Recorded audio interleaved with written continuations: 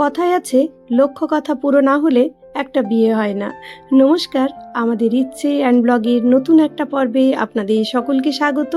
পুরুলিয়ার এই যে আমি এসছি ফুরততো ভাইয়ের বিয়ে, তারপরে রয়েছে আমার ভাসুরের ছেলের পৈতে, সেগুলো ধীরে ধীরে আপনাদের সাথে শেয়ার করব। সেটার একটু দেরি আছে, জল সইতে গিয়ে আমরা ফিরে এলাম।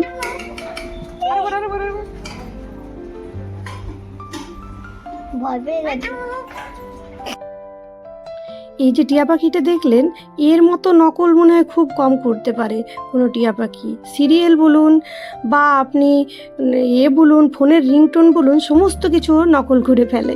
চলুন, খেতে বসেছি সকলে মিলে। গরমে একেবারেই নাজেহাল অবস্থা, এতটাই গরম ছিল সেদিন, কিন্তু তবুও তাড়াতাড়ি করে খেয়ে নিই। চলুন, এবার বাকি লেগাচার হবে। চলো দেখবে, চলো কি হচ্ছে, চলো দেখবে। দেখবি ছোটবেলা সব মন্দিরে উঠে যায়, মন্দির থেকে ভালো দেখতে।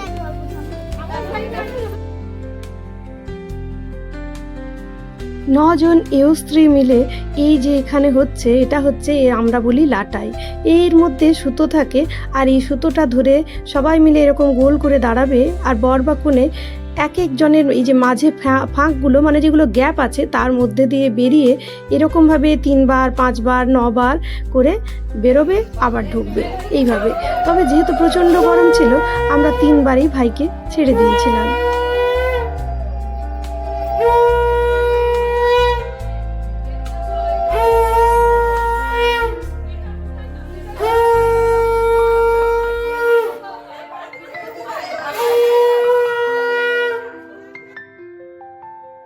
যদি কোনো বৌদি স্থানীয় বা ঠাম্মি দিদিমা স্থানীয় কেউ থাকে, তাহলে তারা চেষ্টা করে এই দুজনের মাঝের ফাঁকের গ্যাপটাতে যাতে ঢুকতে না পারে।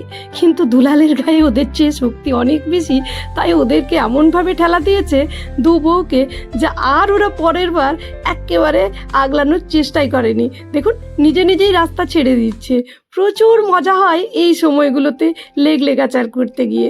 গ্রামের বলতে পারেন সকলের একটা এন্টারটেনমেন্ট। গ্রামের গৃহবধূরা এইগুলো দিয়েই নিজেদের সারা দিনের যে অনেক রকম ফ্রাস্ট্রেশন আছে সেগুলোকে মাঝে মাঝে দূর করে। তারপর এইটা হয়ে যাওয়ার পর, মানে এই ঘোড়াটা হয়ে যাওয়ার পর, এর মধ্যে হলুদ দিতে হবে সমস্ত সুতোটার মধ্যে। শুকনো হলুদে সমস্ত সুতোটা রাঙা হয়ে যাবে। তারপর এই সুতোটাই বাঁধা হবে বরের হাতে, কেননা এইটা বাঁধা হবে ওর হাতে, আর খুলতে হবে বউকে এসে। তারপর হবে পাশা খেলা। পাশা খেলাটাকে এখানে আবার জুয়া খেলাও বলে। একটা ঢাকার মধ্যে, কাপড়ের ঢাকার মধ্যে বর বা কনে আর তার সাথে 9 জন 5 জন স্ত্রী মিলে ওই লেগাচারটা হয়। তারপর গায়ে হলুদ হয়ে বর বা কনেকে সাজিয়ে রেডি করা হয় বিয়ের জন্য। এই হচ্ছে পুরুলিয়ার বিয়ের দিনের লেগাচার। কিন্তু সেদিন এতটাই গরম ছিল এবং হঠাৎ করে ওয়েদারটা এতটা চেঞ্জ হয়ে গেছিলো, কালো ঘন মেঘ চলে এসেছিলো, যে আমরা পুরো লেগাচারটাতে থাকতে পারিনি। কেননা বাচ্চাগুলো একেবারে অস্থির হয়ে পড়েছিল। গরমে একেবারে যেন একটা গরম টেম্পারেচার সমস্ত জিনিসটাকে নষ্ট করে দিচ্ছিল। প্রচণ্ড ভয় পেয়ে গেছিলাম যে এবার কি হবে, কি করে যাব আমরা বরযাত্রী। আর বুঝতেই পারছেন, এমন নয় যে আজ যাব না কাল যাব বললেও হবে।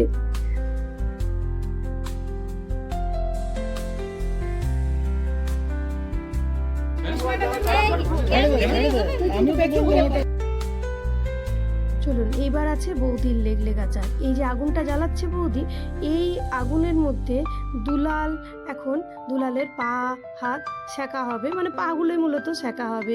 বর বা কনেকে এটা বৌদিরা এরকম করে করে, আর কখনো কখনো এর মধ্যে আবার ডিমান্ডও করে পয়সা। তবে এই বৌদিটা ভালো ছিল, কোনো রকম ডিমান্ড ফিমান্ড করেনি।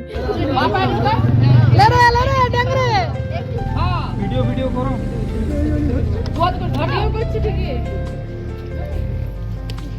বাবা কি কষ্ট রে, বিয়া টিয়া করিস না আর কখনো, আর একদম কানমল, আর বিয়া করিস না বলছেন।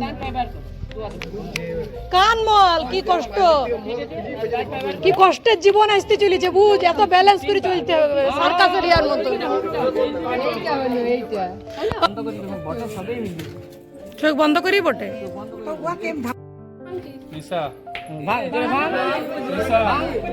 জোরে জোরে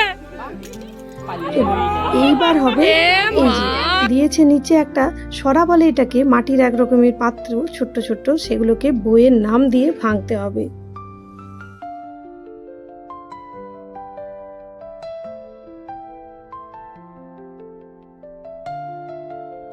দেখুন একবার অবস্থা দেখুন, আমাদের একটু পরে বরযাত্রী বেরোনোর, কি করে যে রেডি হব জানি না। এদিকে কারেন্ট নেই, এদিকে প্রচণ্ড বৃষ্টি, এইও মেঘের অবস্থা, জানি না কি করে রেডি হব, বুঝতে পারছি না।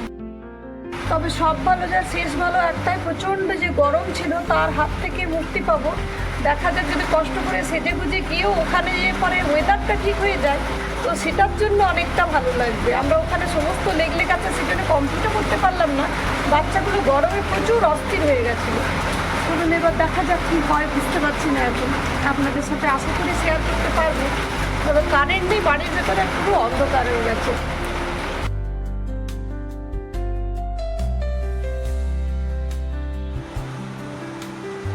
বৃষ্টির একেবারে আওয়াজটা শুনুন বাইরে, আর এই যে এত ঝাঁট আসছে যে দরজা ভেদ করে ভেতরে জল ঢুকে যাচ্ছে। বাবা আবার শুকনো কাপড় দিয়ে এগুলোকে করছে, মোছার চেষ্টা করছে। কি করে যে আমরা যাবো বরযাত্রী, আর এত গরম লাগছে, বৃষ্টি পড়াতেও যেন গরমটা কমেনি। তারপর কিছুক্ষণ পরে কোনো রকমে শাড়িটাকে গায়ে জড়িয়ে আমরা চলেছি গ্রামের পথে। এই যে টর্চ জ্বালিয়ে বরযাত্রী, এইরকম অভিজ্ঞতা এর পূর্বে কোনো বিয়ে বাড়িতে আমাদের হয়নি। কি অবস্থা ভাবতে পারবেন না, গরমের সমস্ত মেকআপ আমাদের সকলেরই ধুয়ে গেছে। তবু ওই যে গ্রামের বিয়ে বাড়ি মানে গ্রামে অন্তত একটা করে সদস্য এই বাসটাতে আজকে আছেই আছে, তার সাথে পরিবার আত্মীয় পরিজন তারা তো থাকবে। তাই সেই সমস্ত গরম টরম ভুলে আমরা একেবারে আনন্দে মশগুল বিয়ে বাড়ি যাওয়ার জন্য। আজকে আমরা দুলাল কাকুর বিয়ে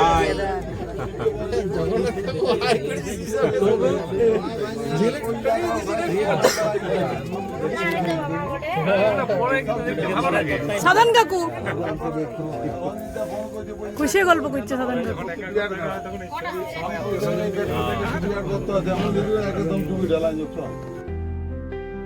আর এই যে মেকআপ টেকআপ ধুয়ে গেছে, কোনো রকমে একটু সেজে ফেজে এসছি। আর এই যে ইচ্ছে, ওই পাশে ছিল আমার বোনের মেয়ে, একেবারে আমরা সবাই বসেও পড়েছি। আর দু একজন আসা বাকি আছে, মানে বুবুন ফুবুন ওরা এখনো এসে পৌঁছয়নি। এত বৃষ্টি আর এত অসুবিধে, এখনো বরই বিদায় করতে পারা যায়নি। আর বর বিদায়ের দৃশ্য আর আমরা দেখাতেও পারিনি এই ভিডিওর মধ্যে। এত কারেন্ট ফারেন্ট না থাকাতে অবস্থা খারাপ, যে কি করব, কোনো রকমে এসে বাসে বসে আছি জানেন তো। চলুন, কিছুক্ষণ পরে বাস ছেড়েও দিয়েছে, আর মোটামুটি ওই 20-25 মিনিট লাগবে, তারপরে আমরা পৌঁছে যাব নিশাদের বাড়ি। সেখানে আপনাদের দেখাবো একেবারে লক্ষ্মী প্রতিমার মতো আমাদের নিশা, কি সুন্দর লাগছিল সেদিনটা।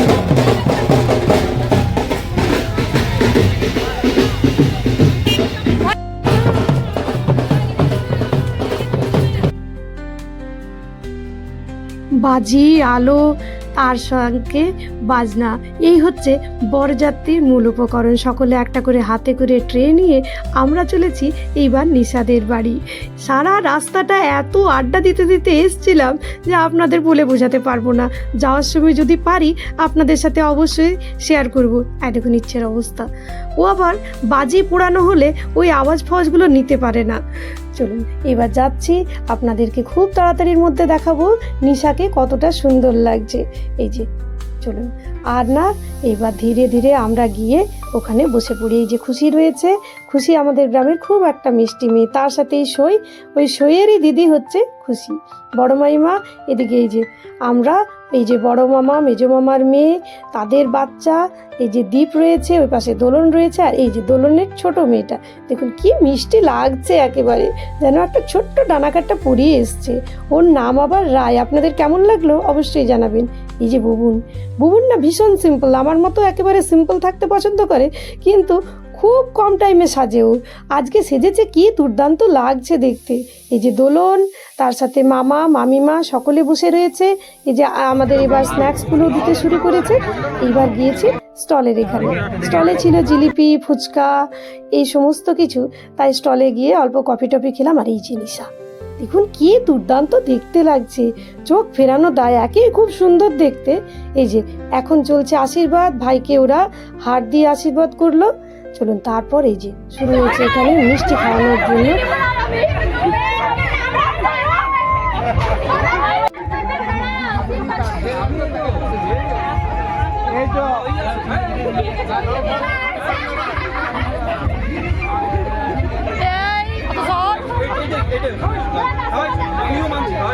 খুব মিষ্টি।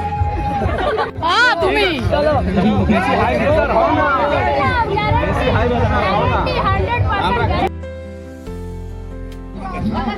বরকে এখানে লঙ্কা গুঁড়ো দিয়ে মিষ্টি খাওয়াচ্ছিল, তারপর ওর জুতো লুকোনোর চেষ্টা করেছে। সমস্ত কিছু থেকেই দুলাল বেঁচে গেছে। এই যে এখন এখানে বরণ চলছে, দুলালকে বরণ করলো ওরা। আর এই যে হাতে ব্রেসলেটটি পরে আছে, ওটা নিশা ওকে বার্থডেতে গিফট করেছিল। কি সুন্দর দেখুন দেখতে, কি সুন্দর লাগছে আজকে ভাইটাকে। চলুন, লেগলে গাছারগুলো ধীরে ধীরে এগিয়ে যাচ্ছে।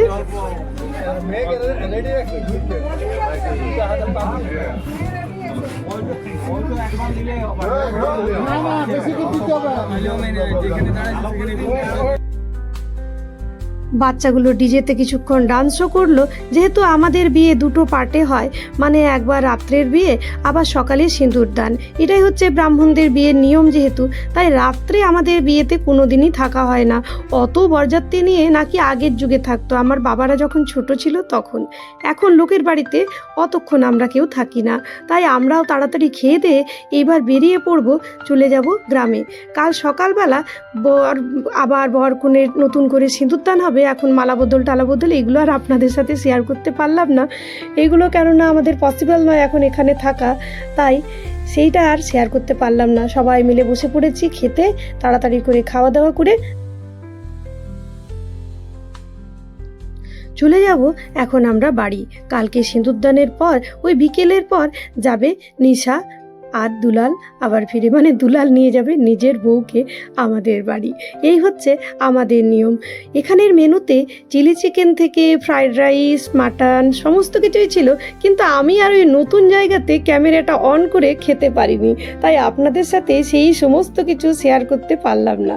শুধু মাত্র যেটুকু ক্লিপ নিয়েছিলাম সেইগুলো এখানে শেয়ার করেছি। চলুন, ব্লগগুলো কেমন লাগছে অবশ্যই কমেন্টে জানাবেন। আমরা ফিরে যাচ্ছি গ্রামের পথে। ভালো লাগলে ব্লগগুলো প্লিজ একটা সাবস্ক্রাইব করে দেবেন নিত্য নতুন ব্লগ পাওয়ার জন্য। আর কেমন লাগছে কমেন্টে জানাবেন। ভালো লাগলে লাইক, শেয়ার, সাবস্ক্রাইব করে দেবেন। আর পাশে থাকা বেল বাটনটা অবশ্যই অলে সেট করে দেবেন, তাহলে এরকম নিত্য নতুন ভিডিও নিয়ে চলে আসবো আপনাদের কাছে। এইবার কালকে আমরা বরযাত্রী যে ফিরে যাচ্ছি সেই দৃশ্য নিয়ে ফিরে আসবো, সেই ব্লগ আরও এনজয়েবল হবে। চলুন।